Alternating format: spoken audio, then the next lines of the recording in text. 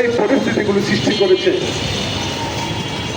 দীর্ঘদিন যাবত আমরা বলেছিলাম যে সেখানে রেন্টাল এবং কুইক রেন্টালের নামে আপনি ইউনিট সরকার ক্ষমতা আসার পরও বিদ্যুতের দাম বৃদ্ধি করা হয়েছে। রেন্টাল কুইক রেন্টালের নামে সেখানে ক্যাপাসিটি চার্জ দেওয়া হচ্ছে। আর ইদানিং আবার দেখছেন প্রিপেড মিটার চালু করা হচ্ছে। প্রিপেড মিটার চালু করা মানে আপনি মোবাইলে টাকা বললে কথা বলতে পারবেন, আর একইভাবে প্রিপেড মিটারে আপনি সেখানে টাকা পারবেন, তারপরে আপনি ব্যবহার করতে পারবেন। কিন্তু বিদ্যুৎ হচ্ছে একটা সেবামূলক প্রতিষ্ঠান। সেই বিদ্যুতে অনিয়ম, দুর্নীতি, লুটপাট এবং বর্তমান সরকারও প্রায় 6 মাস অতিবাহিত হলো।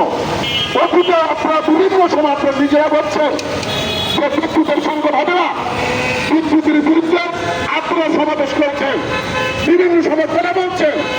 তাহলে আপনারা ক্ষমতা আসার আগেই বোঝাচ্ছেন বিদ্যুতের সংকট এবং রেন্টাল কুইক রেন্টালে লক্ষ লক্ষ টাকা, কোটি কোটি টাকা বিদেশে পাচার হয়েছে। তাহলে আপনার 6 মাস অতিবাহিত হলো, কেন বিদ্যুতের এই সংকট সমাধান করার জন্য ব্যবস্থা গ্রহণ করেন নাই? আমরা অবিলম্বে এই বিদ্যুতের যে সংকট এটাকে সমাধান করার জন্য আমরা অবিলম্বে এই বাসের পক্ষ থেকে জোর দাবি যাচ্ছি। সেখানে দুর্নীতি, লুটপাট, অনিয়ম, এই কারণে আজকে এই ঘটনাগুলো ঘটছে। একই সাথে গ্যাস 3,80,00,000 ঘনফুট প্রতিদিনের বাংলাদেশের চাহিদা। গ্যাসের এই যে চাহিদা, সেই চাহিদা অনুযায়ী প্রতিদিন সেখানে 270 থেকে 222 এবং 226 অথবা 227 ঘনফুট সেখানে গ্যাস সাপ্লাই হচ্ছে। সেখানে এই যে গ্যাস সাপ্লাই হচ্ছে, কেন সাপ্লাই হচ্ছে না, এর মূল কারণ কি? 6 মাসে কি আপনারা এই ব্যবস্থা, এই সংকটকে দূর করার জন্য চেষ্টা করেছেন? কি করেছেন? অথচ আপনারা সংসদে বসে আপনার উপজেলা সেখানে এমপিদের অফিস করতে হবে, উপজেলা সংসদে কার কার সুবিধা নিতে হবে, এই সমস্ত সুবিধার কথা সেটি আপনারা বলছেন।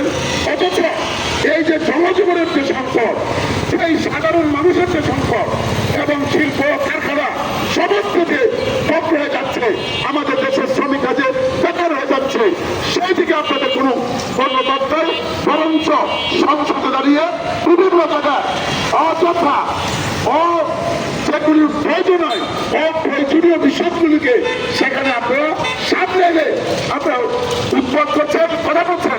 মূল যে সংকট, সেই সংকটটাকে আপনাকে আড়াল করার চেষ্টা করছেন।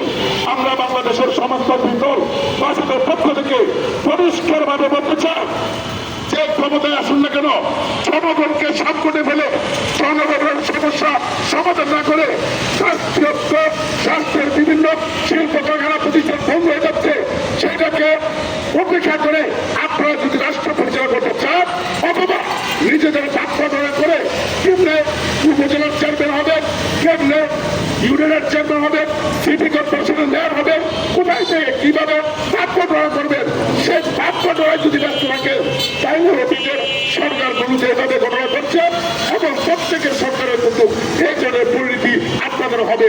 আমরা সেই জায়গা থেকে পরিষ্কারভাবে বলতে চাই যে এই সংকট অবিলম্বে এই নিরসন করার জন্য ব্যবস্থা গ্রহণ করুন। একই সাথে আপনারা ইতিমধ্যে শুনেছেন, বাংলাদেশে প্রায় 44টি শিল্প কারখানা বেসরকারি খাতে যাওয়ার জন্য সরকার উদ্যোগী ভূমিকা পালন করেছেন। পাটকলগুলো আগে আপনারা দেখেছেন যে আওয়ামী লীগ সরকারের আমলে প্রায় 12টা পাটকল বন্ধ হয়েছে এবং 6টা চিনিকল।